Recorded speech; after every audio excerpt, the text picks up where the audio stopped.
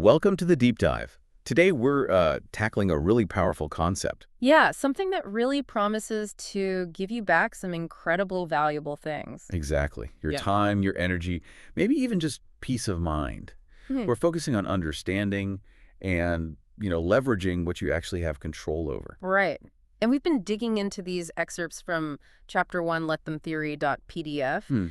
Think of it as like the introduction to a really fascinating way of looking at how we interact with, well, everyone around us. And for you listening, our mission here is pretty straightforward.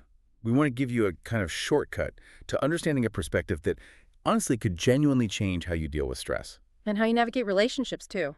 Yeah, definitely relationships. We're aiming for those aha moments, those key insights that just click, without making it feel overwhelming. Because let's face it, who hasn't felt that constant drain? Oh, absolutely. Trying to manage everyone else, your partner, family, people at work. It's exactly. It really is. Yeah. And you often feel like it's just never enough no matter what you do. That feeling is so common, constantly striving and still feeling like, you're falling short or being judged. The source material really captures that. It does. Putting all that effort into trying to influence other people. And just hitting frustration. But today we're unpacking a potential game changer for that exact problem. It's called the let them theory. Sounds simple, right? It does, but it's profound. At its core, it's about finding freedom, basically, by consciously deciding to let go of trying to control other people's thoughts, their feelings, their actions. Imagine the headspace you'd get back. Right. If you weren't constantly trying to, navigate everyone else's internal stuff. Precisely. So the theory is really about a deliberate choice. You choose to stop obsessing over and stop trying to manipulate external factors. And by external, we mostly mean other people's behaviors and reactions. Exactly. Focusing on your own sort of sphere of influence instead. And the text gives some great, really relatable examples of what let them actually looks like day to day. Yeah, like the grumpy coworker scenario. Yes. We all know one, right? The Yeah. advice is pretty blunt.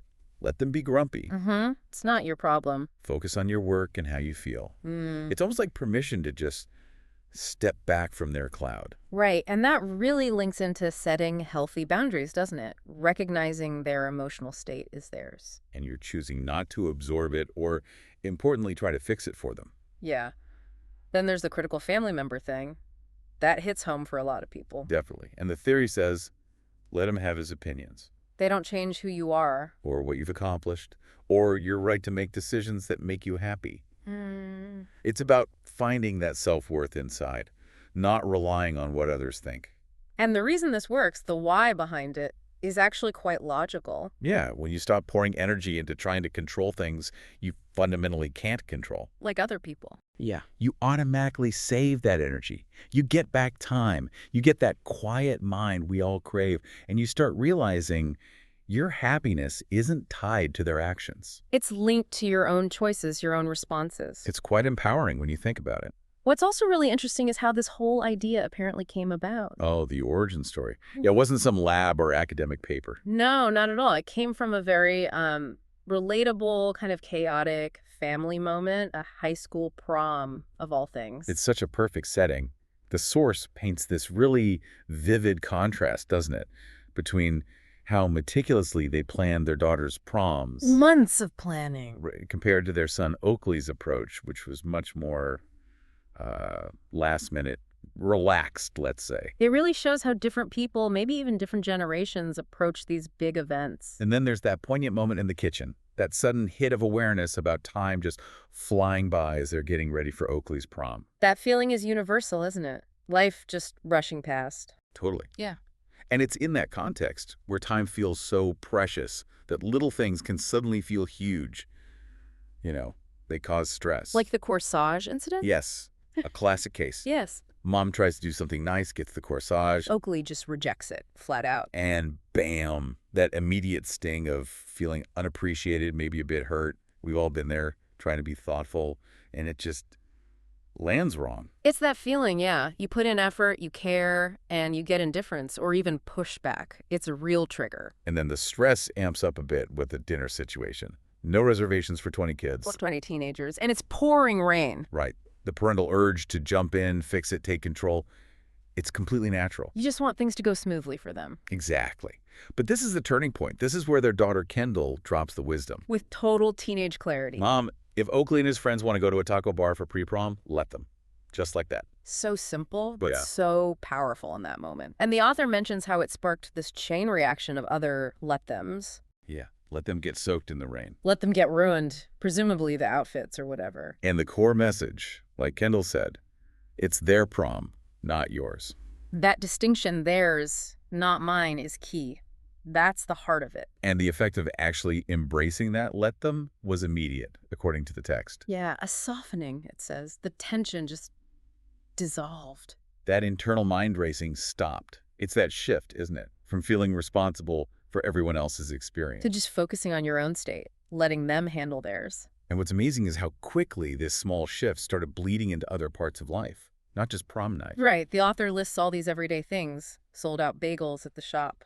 Which can be weirdly annoying. Totally. Or Oakley staying out late, a relative reading the news out loud, construction noise. Dishes in the sink, the dog barking, family being late, judgmental relatives. Even negative comments online or disagreements with in-laws, all these little daily frictions. And applying let them started to change how those things felt. The author describes feeling weirdly above it all. Like things that used to really get under your skin just didn't anymore. That tight grip on trying to manage everything started to loosen. Less stress, even at work. And freeing up brain space. That's huge. Mental real estate for things that actually matter to you. The positive results sound pretty great. More time for yourself, thinking, breathing, fun, self-care. Just feeling more at ease, happier, more centered. Even the partner noticed, right? Yeah. You seem different. That's often a telling sign when people close to you see the change. It really is.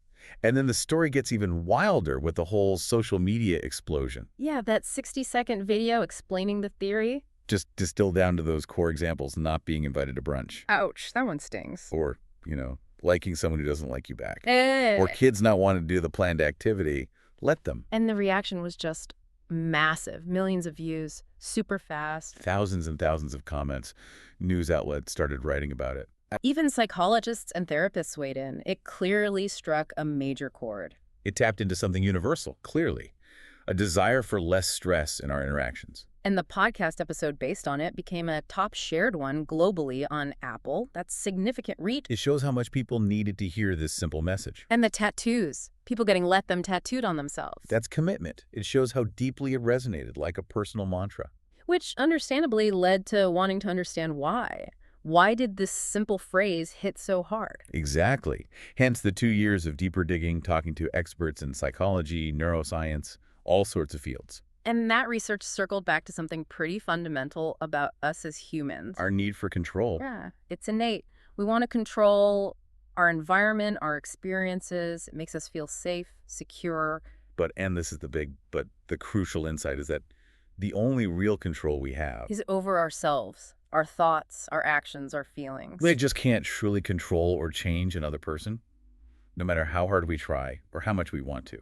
And all the energy we pour into trying to control others. That's what creates so much of the stress, the anxiety, the friction in our lives and relationships. It's like we're focusing our efforts in the wrong place. So the let them theory offers this vital shift in perspective.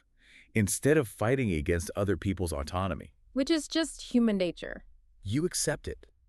You redirect that valuable energy inwards.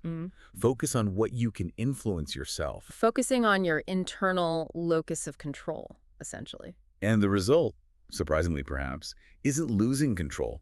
It's gaining more control over your own life. Your own reactions, your own well-being, and often relationships actually improve. Because you're not constantly trying to force people into boxes. Exactly. But then the source hints there's more to it. This second, even more crucial step. Intriguing, right? Let them. It makes you wonder what that entails. It suggests maybe let them is just the first stage. A foundation for something deeper about ourselves, maybe. Could be. Like self-acceptance, self-compassion, perhaps. And the text does give a little preview, mentioning 8 key life areas where let them helps. Right, relationships, obviously, but also career, handling emotions, dealing with others' opinions, stress. Love life, navigating struggles, that trap of chronic comparison, friendships. And importantly, the relationship you have with yourself. It covers a lot of ground. And it all comes back to that core idea. Maybe you've been trying to control the wrong things And unintentionally making other people a source of stress. when they could be sources of happiness and support. So wrapping up this first look, the power really is in those two simple words. Let them. It's a conscious choice to shift your focus away from trying to manage everyone else. And back to the one person you truly have agency over, yourself. And that shift, as we've seen, can unlock so much more personal freedom and just general well-being. Exactly. So now, you listening, you've got the basics of this let them theory. You see its potential to maybe quiet some of that stress and improve your connections. Yeah, you have the foundation now. And maybe just as you go about your day, think about one area, just one specific situation where you might be putting a lot of energy into trying to manage someone else. Just notice it. And then just play with the idea. What would it actually feel like in that situation to just let them? It's definitely food for thought. And like you said, this is really just scratching the surface. There's clearly more depth to explore in how this simple principle can reshape things.